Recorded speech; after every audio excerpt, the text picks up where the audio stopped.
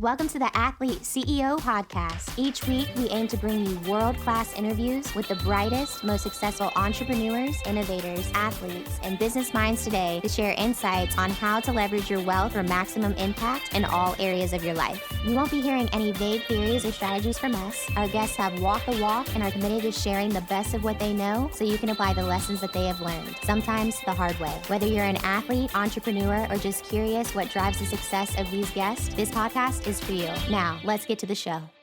Hey everyone, welcome back to another edition of the Athlete CEO podcast. I am your host, Erik, and today I have a great and fun interview with a good friend of mine, someone who I have actually known going on about a decade now. And the topic we're going to talk about could not be more relevant no matter who you are, but especially for this audience of founders, VC investors, and athletes who share this common goal of how do we be high performers? How do we be elite? Words like mastery and craftsmanship. We know that one of the key ingredients to that is our focus and our attention. And so today we have the opportunity to have a conversation with Curt Steinhorst, who happens to be a best-selling author.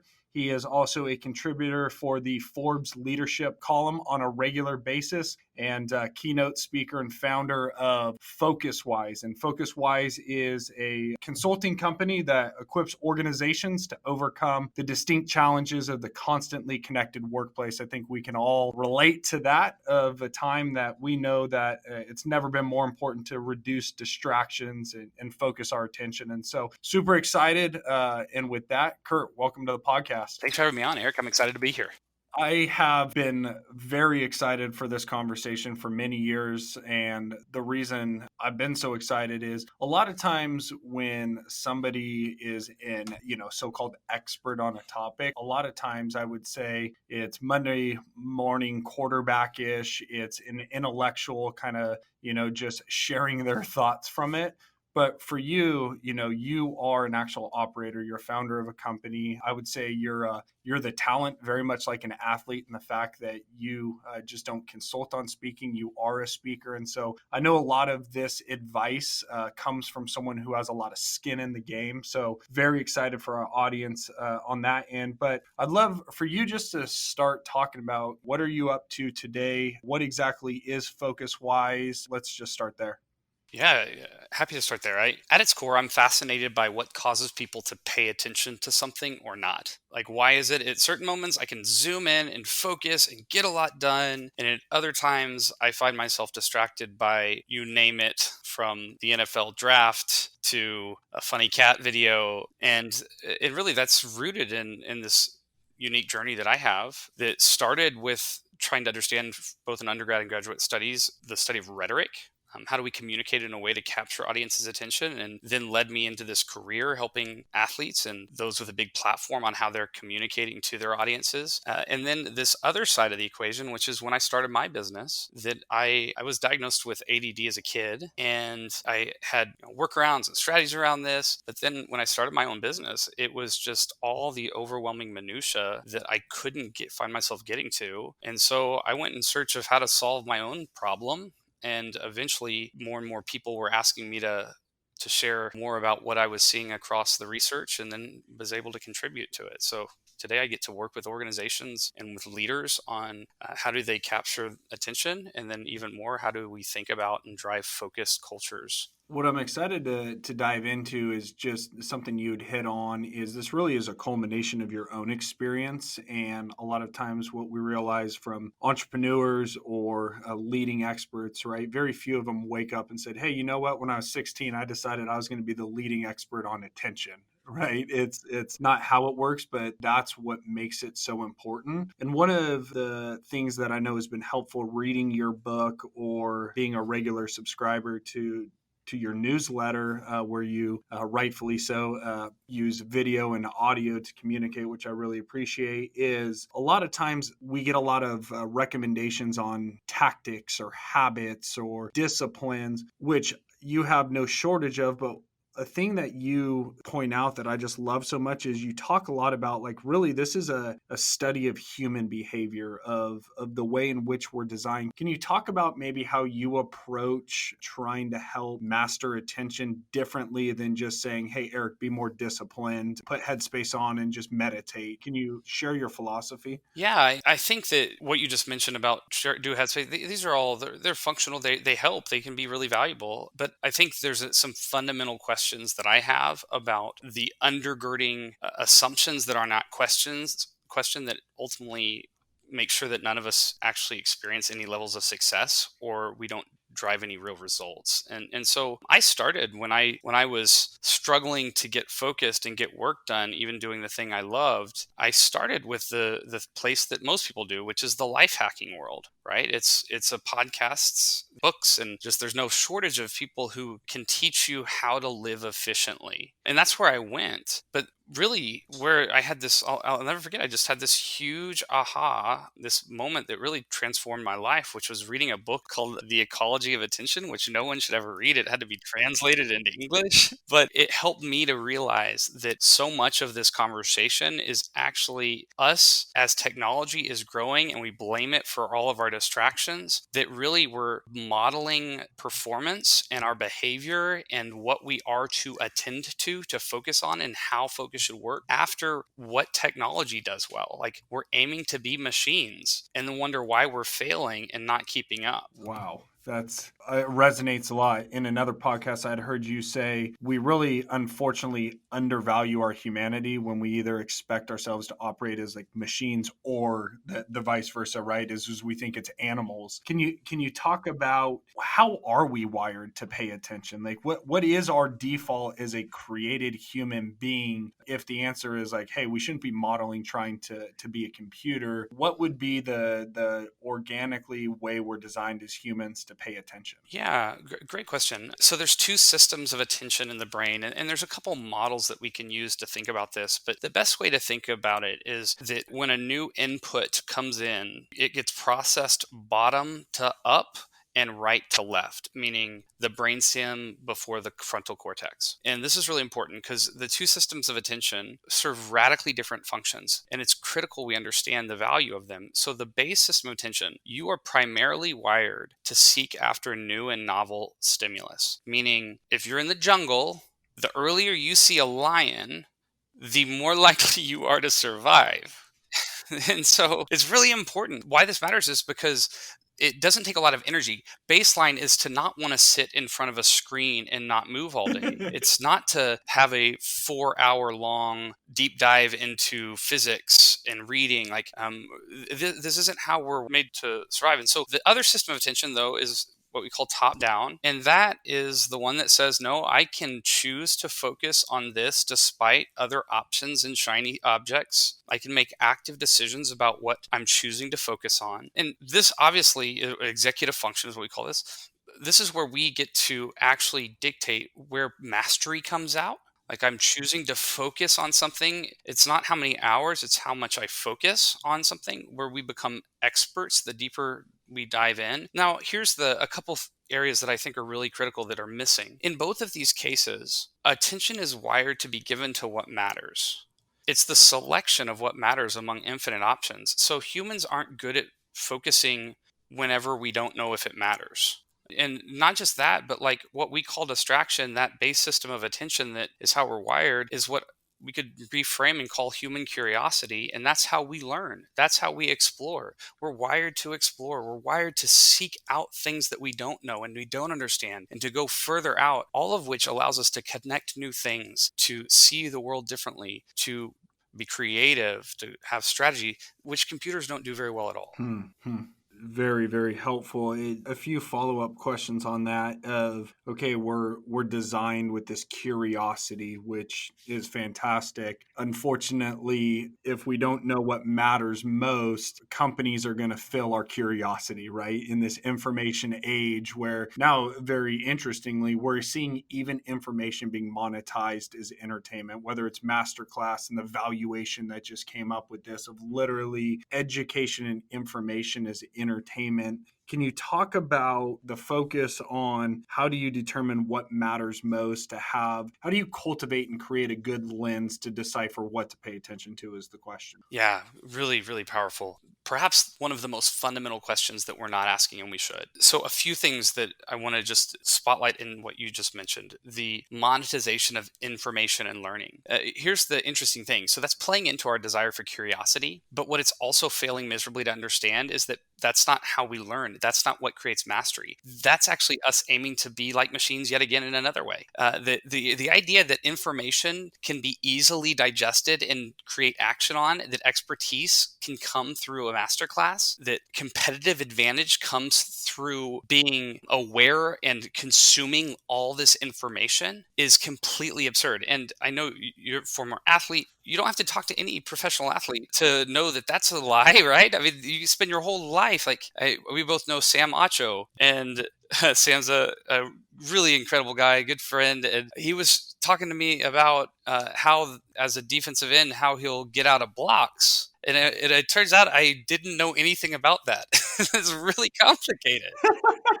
And I think it's so good. And it's something, especially so many of us listening to this podcast, like we have some type of athletic background or mastery at a very specific skill set or talent. So for you, like I know you were on debate. I know it's a skill set to be able to communicate well that it's like how many reps, and then is my feedback loop quick enough that I can evaluate to make, adjustments and decision in real time. And this is why the people who own the teams or the general managers or the front office, they are far more, have a lot more book smarts and maybe knowledgeable of the science behind why your arm works the way it does or what Sam's doing with his body.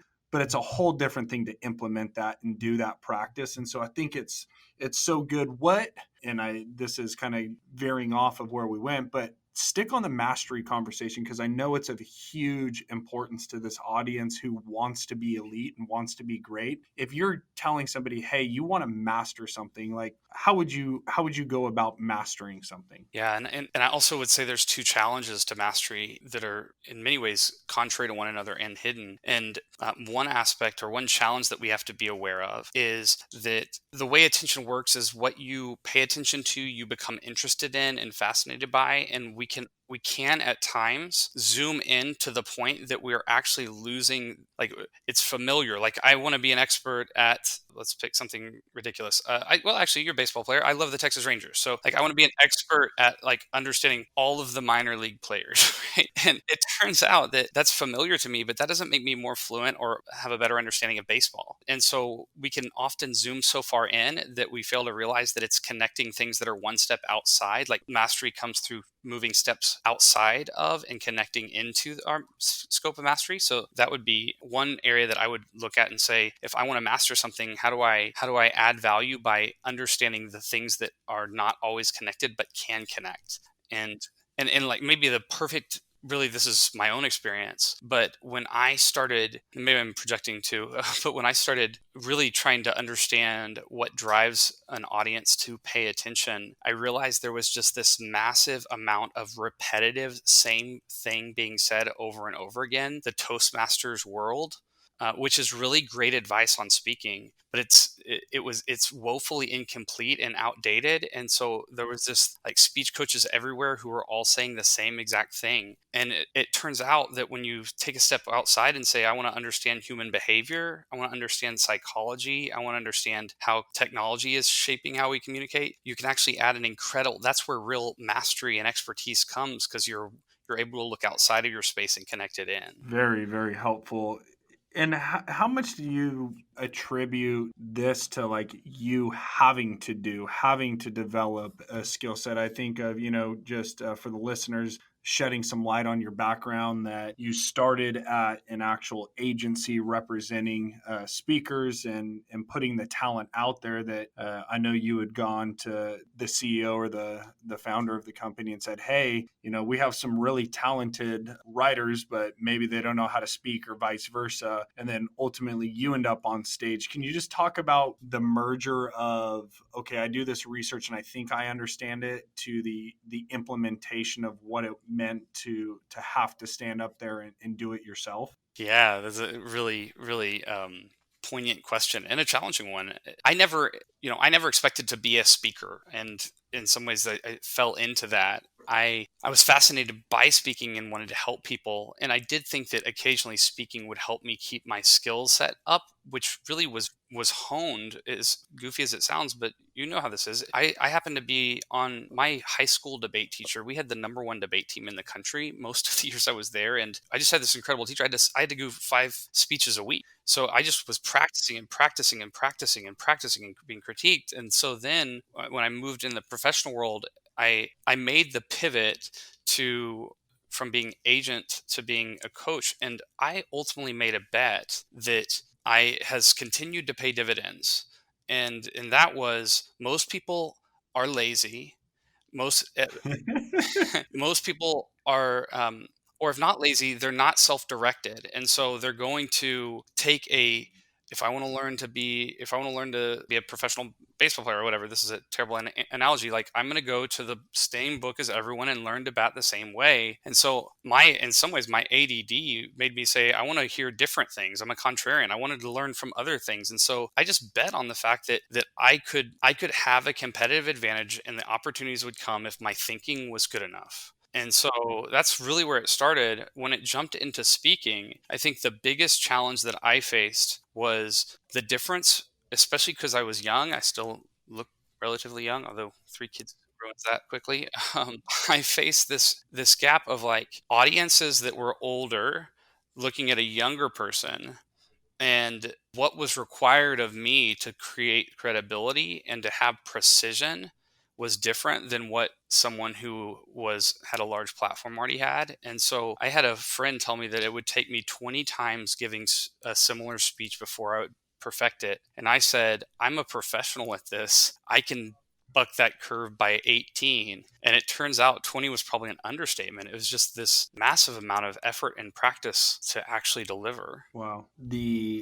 And we know this. I know this as a former professional athlete. I know this as a founder of company, talking to other founders, is there is no replacing hard work. I think you go back to that life hack conversation you said in the very beginning. There are incredible tools that can help do certain things, but if craftsmanship and mastery truly is the goal, like it, you're just never going to develop the skill sets without the repetitions, right? And it's we know this, it's not just the 10,000 hours, it's the effectiveness, the intentionality of those 10,000 hours as well.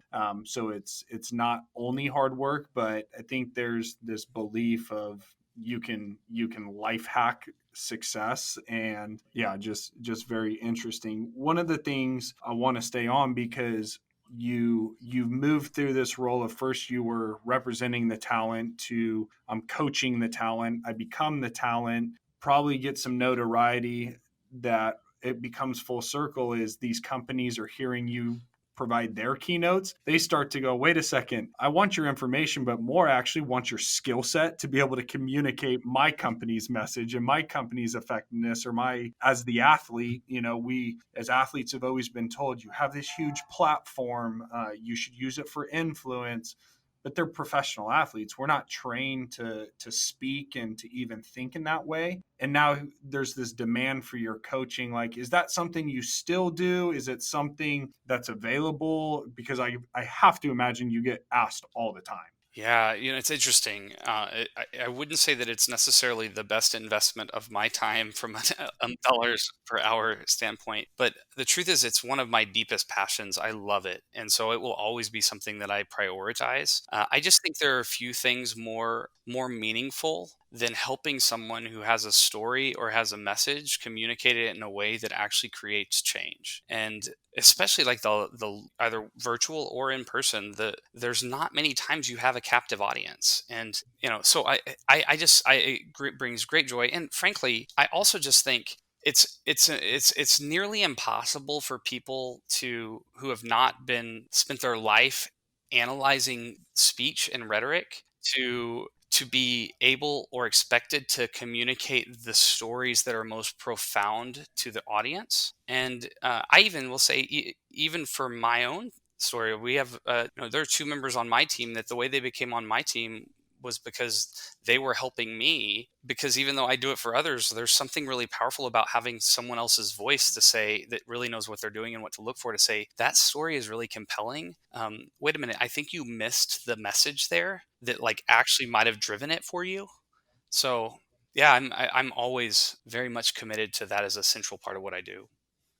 So as a question to a coach, one of the things I also realize in this information age, or these books we read, or this belief that simply awareness and consumption is going to lead to change, and we know that's not true. One of the most helpful books I've read lately in the last year or two was James Clear's Atomic Habits. That really helped me redefine the difference of it's not enough to just have goals. Everybody has the same goals. It's the implementation. Can you talk about just what are some of those foundational habits or mindset that has to happen when you're starting to work with someone to develop this skill set on how to communicate? Yeah, yeah. So, and it's interesting because the work I do is really in the two sides of attention. One is the self management, one is the communication side. For the atomic habits, I guess, on the communication side would be one, always starting with an awareness of your audience and like letting that be the starting point. Number two would be just a relentless commitment to the practicing out loud of the ideas, because otherwise what happens is you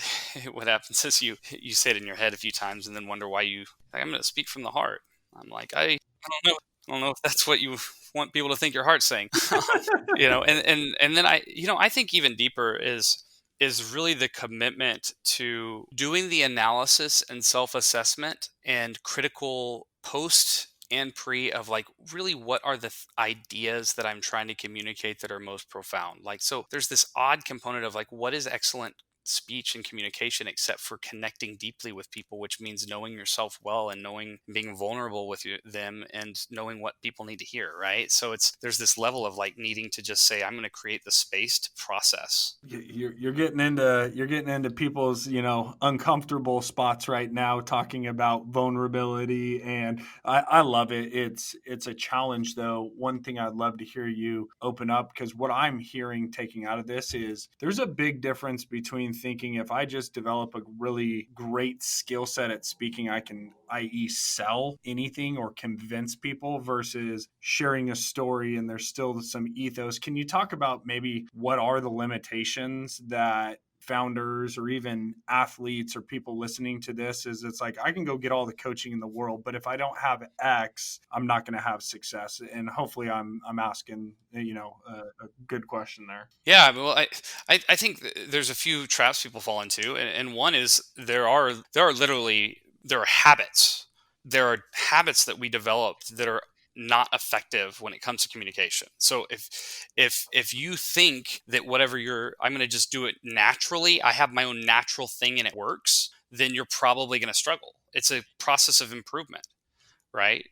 You know the difference in the athletes that are continued long-term performers versus top athletes who fade as their career early in their career, right? And so it's a recognition that there's a correct grip in golf, and there's Billy Madison, and Billy Madison only works in the movies, right? It's so I think habits, and related to that, maybe this is I'm backing into it, but there is this incredible problem that occurs among those who've been successful, and that's that somebody wants to see them and hear them, and you will never give a speech if they're excited to meet you where they won't tell you you're awesome. And that actually doesn't mean that they thought you were awesome or would recommend you. That means they just wanted to meet you. Right. And so what happens is you have people who hear like, oh, I'm a great speaker, I just speak from the heart. It's like, no, you're actually not. And when you were if you're a Hall of Famer that just won the Super Bowl, or future Hall of Famer that won the Super Bowl, then maybe you can be terrible. But the fact is, every step below that, whether you're pitching a product at a company now, which means you're competing with the overall market and investors, or you're now giving a presentation to inspire someone, you're competing with a ton of people, and the quality of what you do will dictate how often that occurs and how successful you are. Wow. A few things to point out and dig into, right? And we see this in the athlete community. One of the hardest things to do as you become more successful, whether this is true as a CEO, a founder, an athlete, the minute you start to have notoriety and people can attach social currency to you, that if I'm associated with you, I'm somehow more important. They stop actually providing objective feedback, and it's really this unfortunate thing, and it's why we have to fight so hard to have deep, authentic, real relationships where, I don't need everybody's opinion, but people that know me intimately and trust me over the long term, I should provide them the permission to provide this feedback, because I see it all the time, in the athlete community. It's everybody knows what needs to be said, but nobody says it. And the athlete goes on, and then the career's over, and they sit there and go, why didn't anybody tell me? And so I'd love to hear your thoughts of, as you've worked for yourself and then been surrounded by very successful, CEOs or athletes or people, like, what advice do you give them of the advisors they put around themselves, the friends? I'd love to hear that thought. Yeah, there's places I feel I feel really are within my knowledge base, and then those that are outside of it. Where what I've said to a number of athletes, because when I first started my business, incidentally, it ended up being that I worked with more athletes than anyone else, and I still do. And I had this moment, and I won't say their name, but I had what I thought was a really exciting client, and we scheduled a meeting, and he stood me up, and then he didn't respond to me at all for a long time, and then all of a sudden reached out, and I met up with him, and he like gave me a big hug, and he didn't even, not only did he not apologize, it became clear to me like he didn't even know that he did anything wrong. And it, I had this recognition, or this realization, that he was like the hottest person in school, where no matter what they do, people still want to date them, and then they don't actually understand. And so the main thing I would say is like making sure that you understand that the expectations of cordiality and like managing your basic stuff are really critical, and having people in place to help. And so that's kind of part one. And then, because I can't help but ramble, and I've thought of like the other area that I see these challenges is I've experienced with that person. I learned, and I've learned this since, that I think one of the biggest gaps or challenges that many smart, extremely kind, ambitious, well-intended, highly successful athletes transitioning out struggle with is that they have experienced the benefits of systems and a support network of coaches to really manage what, once that is over, everyone else has to self-manage.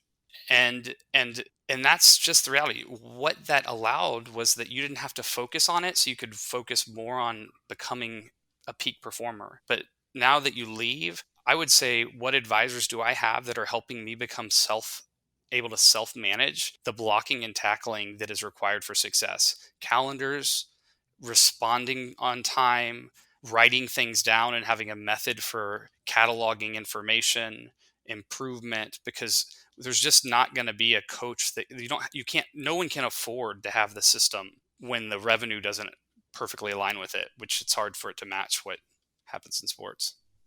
Man, that is so powerful. And as an athlete who had to transition, I mean, it's so true, right? Like, your athlete card will get you in the door, but when you're in the business world, there are expectations. They love to have you on board as long as you're contributing to the team. It's one of the things that we love, the analogy here. It's like, it's the New York Yankees, right? At some point, Derek Jeter was the mainstay shortstop for years and years and years. And then all of a sudden, his skill set, even though he's still Derek Jeter, it deteriorated, right, because of age, and they replaced him. And that's not cruel. It's not mean. It's just, you're expected to perform in whatever venue or avenue you're in. And so having those skill sets of self-management are, yeah, so critical and so key. I love that. One thing, and this might transition a little bit, is Another thing that I see, right, is we, and I use very softly, perceive success in this world, in the business world, there becomes more demand on your time. As you have more success, it seems like, oh, you have more capacity, let's fill it up, and now let's overflow it, that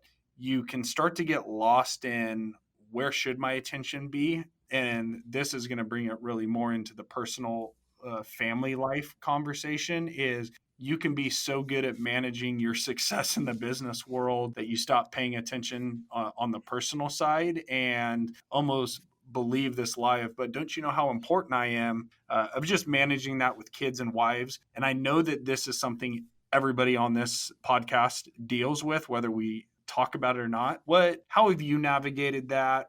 What's what's that balance life that's a myth? Yeah, yeah, that's right. I think that we always want to start there and just ask the question, is what we're aiming towards realistic? And should we feel guilty for for expectations that may not align with what is possible? We're in this weird moment where we're expected to be the best boss, and the best boss means that we're the coach, the mentor, the task manager, the subject matter expert, the counselor, right? Then we're expected to be the best personally, meaning we need to be in CrossFit and do the Murph, every day, twice a day if you're really committed, like, you know what I mean? And then we need to be the best member of our communities. We need to be the best parent, which means we make sure they have all the best technology or no technology. It's like, it's never ending. And it all is built on this idea that we're unlimited. And it's also built on this idea that you only have two communities. You have a home community and a work community, and you got to balance them. But that stopped being true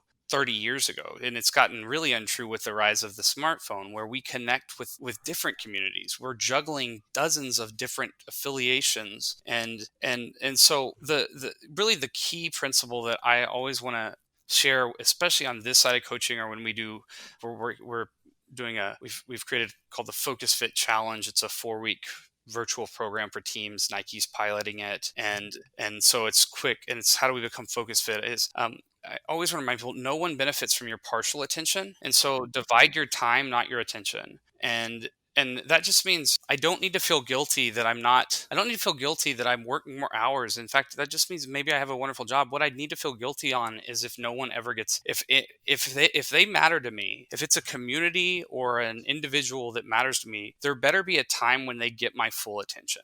And so my practices are all built around that, is like 5 to 7 when I'm in town, I don't have my phone with me, and my kids get my full attention. It doesn't mean I have an Apple Watch in case there's an emergency, but I hate texting on it, so I don't. And then, then I talk to my wife when we put the kids to bed, and then I often will jump back on and work in the evenings. Like, it's just at the same time at work, my family knows that they get all of me at certain hours. And so that means they don't get any of me at certain hours. And so I can actually be fully devoted and fully focused in a single sphere of life. That resonates. It's convicting, and I also think it's very helpful for this audience and this community, because at times I feel like we as a community of people that have a deep sense of calling or conviction for what we're building or what we're doing, or as the athlete, is a lot of times I think we can get ostracized as workaholics. And there is a tribe of us that are like, you know what, I just really like what I do. And I believe we're built to work and to manage and to do these things. So giving the freedom to say, hey, you don't have to feel guilty that you are wired to build and to do these things,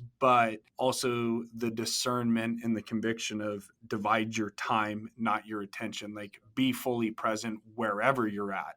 That is very, very helpful. This is more pointed and very selfish, I would say, because it's something that my brother and I, who's also my co-founder, struggle with inside our own company. So I feel like any founder listening to this, or really even a VC investor who is a part of a company, is how do you give your full focus working within a team at a company? And what I mean by that is I love your book. You talk a lot about this vault, right? Of this like specific dedicated time for deep work. But how do you manage that when you also have people that are relying on you that feel like I can't move my work forward because, Erik's locked off in his vault? I know this is probably a common question, but I'd love for you to share how do you stay focused at work inside of a team? Yeah, well, I think there's some built-in assumptions there, and we see one cost and we don't see the other. And so, yes, when I need something from someone and they're not available, that can be painful.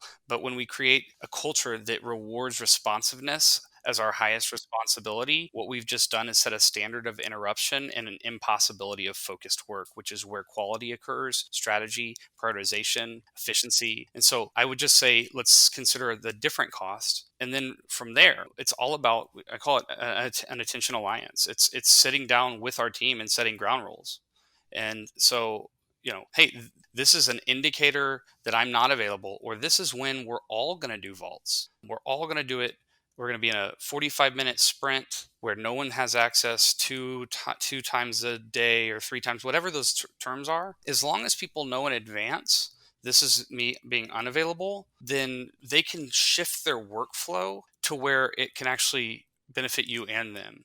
The fact of the matter is, the fact that we're accessible to everyone all the time just lowers the bar of what we share with people. It's like, oh, I have a question. Well, great. Or you could have just looked that up on the calendar. You already knew that. So just by making yourself slightly less available, you are actually creating a filter so that the stuff that doesn't matter is less likely to get to you. So powerful. I mean, it's interesting. I'm convicted to the sense of, and I know a bunch of sports agents listen to this podcast, and my heart bleeds for them in this situation, that unfortunately a lot of the athlete community is doubled down on accessible 24 hours, 7 days a week. But what I just heard from you is like, you're actually hiring them for their expertise, and they can't do their deep work. They can't actually innovate. They cannot strategize at their full capacity, which is really the value, because they're attached to their phone and distracted at all times. So that's super convicting. Well, and I'll tell you, I work less with, haven't had as active relationship with sports agents in a few years, but gosh, my meetings, it's like sit down and have lunch with them, and 5 calls would be the minimum. And look, there was compassion. This isn't me like being mad someone's on their phone. Here's what I would argue, and I'd love to actually work with a group if they'd be willing to test this hypothesis. In a world where the standard is that, there could be an incredible competitive advantage by positioning yourself as someone who doesn't act that way and doesn't do it for these reasons for their good and because they care about family or whatever it is. Like, there's an opportunity to actually leverage a different way of working and consider that a value proposition. It's I can think of one sports agent who actually does that insanely well. I don't want to mention his name because he's I mean, it's Scott Boras, right? Like, on the baseball side, it's he can be the villain in so many ways, but I can tell you his whole thing is I'm your baseball attorney. I'm not your friend. The best thing you want me to do is not hang out with you. It's to get you the best contract, and it seems like it's the risk though of if I haven't operated this way, am I going to lose business? Am I going to lose these things? And so I love that challenge to do that. A question sticking on competitive advantage. One of the byproducts of you being an expert or focusing on attention and studying the way in which humans are developed is, I would love for you to give advice to a lot of these startup companies and these technology companies that are ultimately vying for attention. This is what we're doing, right? It's information's entertainment now. What are people going to pay a premium for? Like, if you were developing a product, I heard you riff 2 years ago of why Snapchat was a dying thing and why Facebook and Instagram, because they've archived like our life memories, are sticky. I would just, not that you're a business consultant or an investment advisor here, but if founders are listening and their job is to grab eyeballs and attention, like, what would you tell them? Yeah, I mean, obviously these things are complex. I served as a consultant for a large, well-known smart device, but they did home appliances, and they were really excited about like pitching it at whatever the big annual conferences in January that I attended and helped speak on behalf of. And, they were talking about, anytime your laundry's done, it'll send you a text. There's going to be a screen over your over your oven where you can watch Netflix. And then I asked, "Well, okay, so tell me about adoption rates for these smart appliances." Like 11%. Like no one's using it. And I just think that as a general rule of thumb, we are seeing those in technology continue to create products that utterly fail to recognize where people feel their constraints. And there is a continued need for more convenience, easier, faster. Every step is removed, but that's only so that they have space to devote their full attention to things that do matter. And when it takes a ton of attention to learn it, or when it actually offers just more distraction and noise and entertainment or interruption, I think what you're going to see is lower adoption. And so my my whole I guess I would say kind of the lens that I always look through with this stuff is are you aligned with the consumer long term in terms of wanting to preserve and reinforce what matters most, or are you just stealing from them? And you can win in the short term with that. And maybe I'm wrong on certain places. There's certain biological things that make humans like new shiny objects in negative ways. But I feel very strongly that we're at the equivalent of the health food movement, where when we were kids, we ate cereal with sugar and McDonald's. And then eventually people react to technology and say they want to, their humanity is too important. And so whatever technologies that you're doing that will help them in that retaking control, I think will have significant value. Very helpful. One thing you had made mention of previously was that social connection drives what we pay attention to. What do you mean by that? And I think this is like right in that vein is building out products and services of that capture attention. What did you mean by that? Social connection drives what we pay Yeah. attention to. So one of the things people think about when they think of focus is they make it an individual thing. I got to get more focused. I got to change my habits. But we've never made decisions about what deserves attention. Attention is given to what matters, and we make that assessment primarily through those that we trust and what other people pay attention to. It's called joint attention or social attention. And when a baby is born, babies attach, right, to the primary caregivers, and they enter into joint attention where everything in the world is new, and they make sense of the world by seeing what their primary caregivers pay attention to. This is why Disney commissioned a study to see what kids paid attention to when they walked into their theme parks, and the number one answer was their parents' smartphone. And yeah, didn't that make you feel good? Glad we spend hundreds of dollars for tickets for our kids to pay attention to the Yeah. smartphone. Because if you think about it, kids see what matters. Like we're always looking. Like we walk out and if I'm walking out and I see a bunch of people staring that way, they must be seeing something that matters. I study better in a library where other people are studying because they're reaffirming what matters. And so we need other people to help us know what matters. They are our filtering mechanism. Unfortunately, with technology, when Twitter becomes, the algorithms become our filtering mechanism based on inflammatory emotions rather than trust that the people who we trust to help us know what matters aren't necessarily the ones who we seize their tweets and their posts most frequently. And so we have this distortion of who we actually want to use versus who is directing our attention.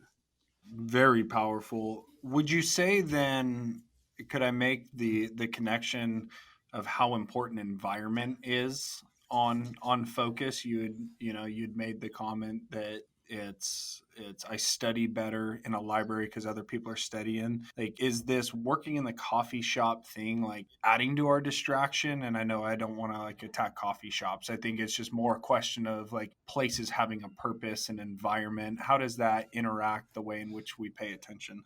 Yeah, the largest neural connection between short and long-term memory is spatial, where we are.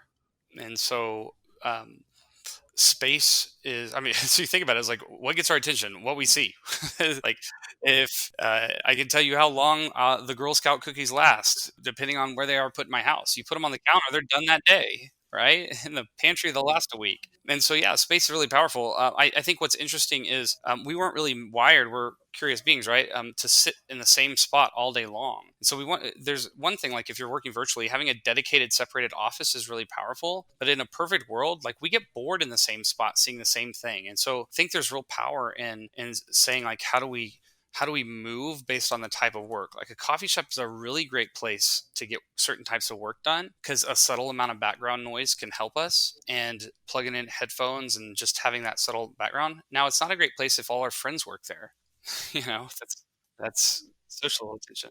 Yeah, that resonates. I think it goes back to your vault concept. And for everybody listening to this, Kurt's book, Can I Have Your Attention? This is not a shameless plug. Like you're asking for practical advice. It is filled with this type of information of how to set up your vault, how to set up where you're working and where you're doing certain things, and super practical. So that was more of not even a plug for you, but more of just a thank you, because it's really challenged. I guess I had never stopped to ask basic questions of like, what type of work am I doing and what type of attention and focus does it demand? Like I had never even thought about the fact of the reason I can listen to a podcast while vacuuming is okay, but listening to a podcast when I'm trying to, do something very technical is distracting. So that, it's been super helpful. So thank you very much on that. Yeah. Well, thanks, Eric. I hadn't thought about this, but I'm happy to the vault chapter in particular. I can give people a link if they just want that chapter, which is specifically about how do they set up their space to make sure distractions are reduced. And so there's a link that we use for this. It's kind of a private link, but I would love to do it for you guys. It's just focuswise.com. So focuswise.com is our company, and then / CIHYA. So can I have your attention? CIHYA. And you can download just the vault chapter. So that'd be hopefully something that could be valuable to some people. Yeah. Wow. Yeah. Thank you. Very, very generous. And I'll make sure to put that in the show notes. And just being sensitive, where I know that attention is the new currency, not necessarily time, but you've given us a tremendous amount of attention and I know a ton of value. So thank you so much. The last thing I'd really ask is, we started this whole conversation, and focus is actually just a means to an end of what matters most, right? And how do we live lives full of meaning and purpose? I would just ask, it's something I ask every person, is to say, how do you define what matters most? And I know that's a very complex and vague question, but I would just love to hear you riff on that, because a lot of times we get some of the best answers just letting you talk about how you would define what matters most for Curt Steinhorst. That is a really challenging but poignant and critical question, isn't it, for all of us? When I tactically think about that question, because it is one that I use as a filter, um, I I think about it in the context of what matters most for me physically. So I have a physical component. What matters most for me spiritually? What matters most for me intellectually, right? And then what matters most for me relationally? Are kind of the areas that I look at. Oh yeah, and I forgot basically professionally. And so I have a journaling routine that I really set intentions around each one of those. And so I think we're complex, and so it's hard to say like a single thing. There's a first among equals. For me, I'm a person of faith, and I think that the relationship you have to the bigger story and is the fundamental piece that helps make sense of everything else. Because if you don't have a greater story or an understanding of how things fit together, it can be really challenging. And so my faith is number one, but it's also what drives care across of my family being what matters, and my business. And I'll end by just saying, I think people the safe and easy answer is to say, well, my family matters most, and they do. But I had a mentor that said, Curt, your whole life isn't just to have someone else, like to start the next generation for their whole life to just care about the next generation. Like, your work matters. And so I just feel no guilt devoting real focused effort and time to that sphere of life, because I think it's models for my kids that work, and meaning has to occur through the difference you make in the world. Very powerful. And I know that you got a lot of amens from the audience, right? I think it resonates with so many of us that unfortunately we want to pit work versus family, when in reality we're designed as a holistic person, designed to create and to be in relationship, and hopefully enjoy a very good creation together through that, through the hard work and deeper relationships. So it resonates a lot. And Curt, thank you so much for the audience. I will absolutely make sure to put that free link that Curt was so gracious to share with us. I'll also make sure that you put his email in, and I'd highly encourage you, if you have questions, whether it's for your company, whether it's for speaking. Of course, Curt is in high demand as a keynote speaker, but something I actually didn't even know until talking to Curt before this podcast is he still does coaching. It's something that I didn't realize. And so if there is a desire after this, please reach out to him. You can also go to focuswise.com, and there is enough practical information to keep you busy for years that you can hone so many of your skills. And so, Curt, thank you so much for your attention and for your value. This has been a blast. Thanks for having me on, Erik. This has been a lot of fun for me as well. Thanks for listening to this episode of the Athlete CEO Podcast, a production of AWM Capital. Please note that investments and strategies mentioned on this podcast may not be suitable for you. We encourage you to discuss your specific situation with a qualified, certified financial planner. All opinions expressed by podcast participants are solely their own opinions and do not reflect the opinion at AWM Capital or its affiliates. For more information, visit awmcap.com.